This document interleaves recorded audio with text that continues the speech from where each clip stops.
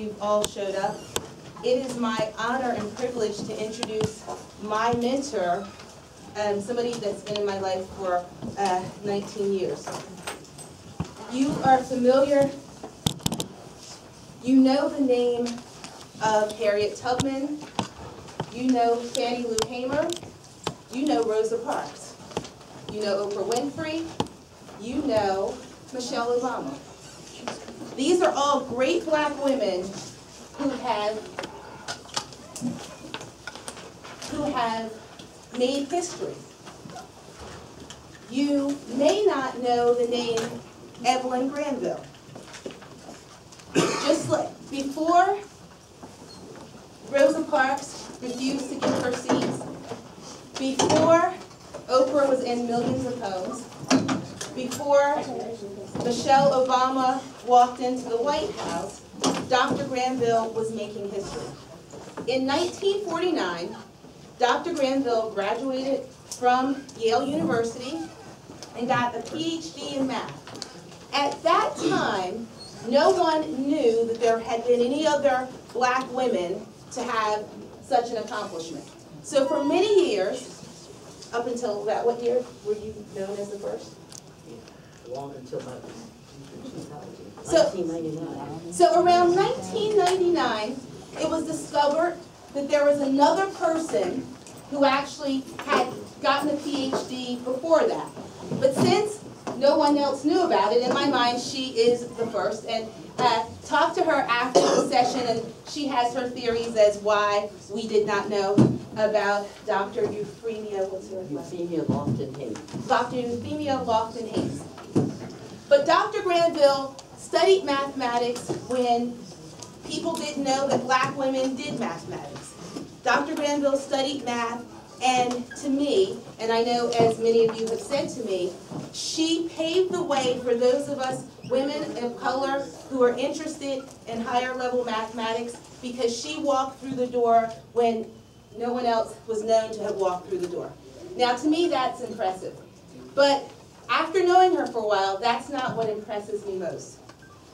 Martin Luther King said, if you want to be great, you have to serve. And so it's not the great things that we do that really makes us great. It's how we're willing to serve. Now, I've known many PhDs because I teach, so I know lots of PhDs. I've never met anyone who is not self-absorbed and not consumed with herself than this woman. If you meet her on the street, she's not going to tell you that I'm the second black woman to get a PhD in math.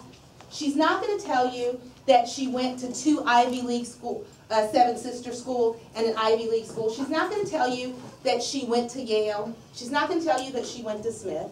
She's not going to tell you that Martin Luther King ate at her house.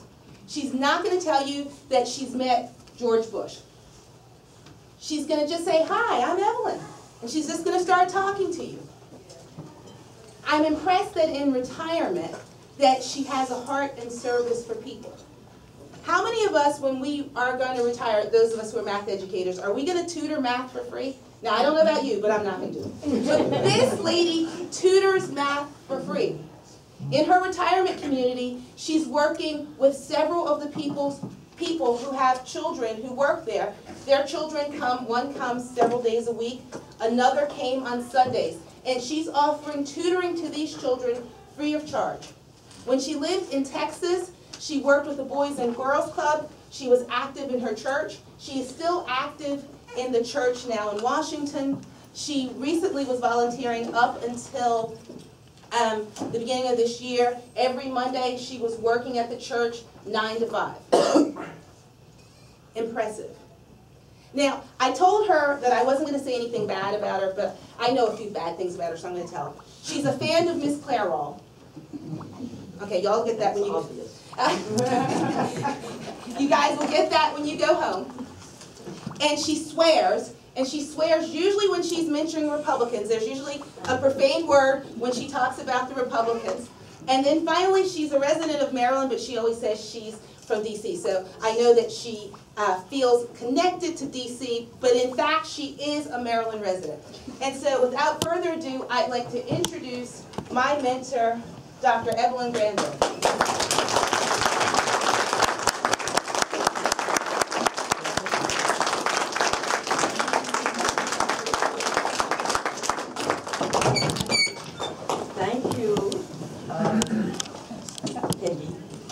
introduction, and there's no reason at all for me to be anything but humble, because I have received so many blessings in my life.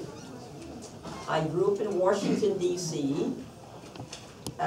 You already know, thanks to this young lady, that I am an, I can't even spell the word. I'm an octogenarian, right? Yes. I'm an you know what that means?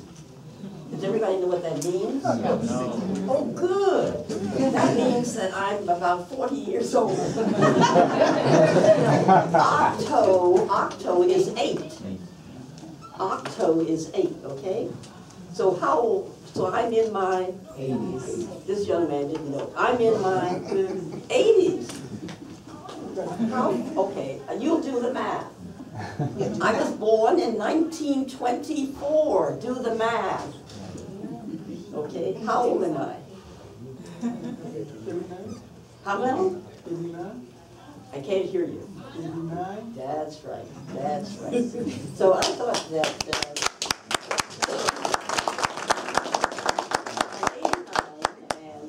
thanks to, as my husband once asked a doctor, how do you keep from getting cancer? And the doctor said, choose the right parents.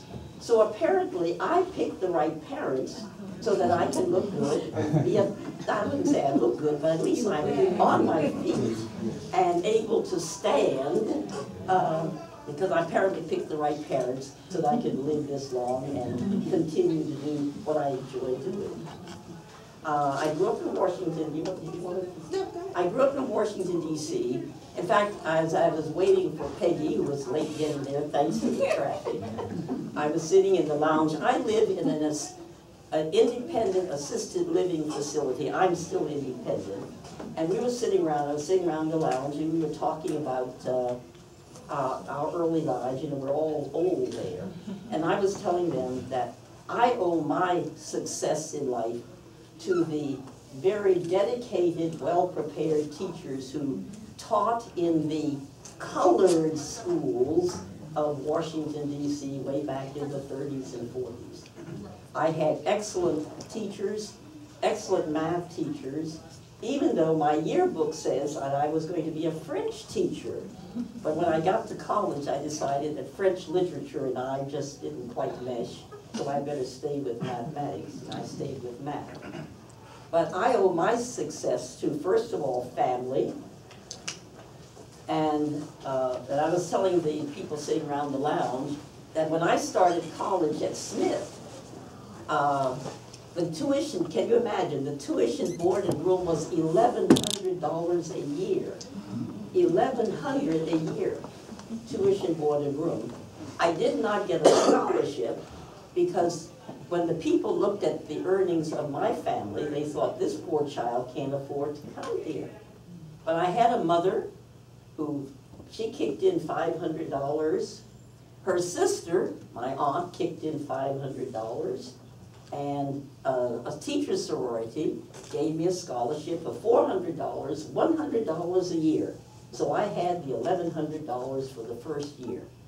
After that, I was able to, I lived in a co-op house where living was cheaper because we didn't have maids to work for us. And I worked during the summers. World War II broke out in 1941, my first year of college. And of course, the government needed a lot of workers, so I worked at the National Bureau of Standards during the summers and earned money.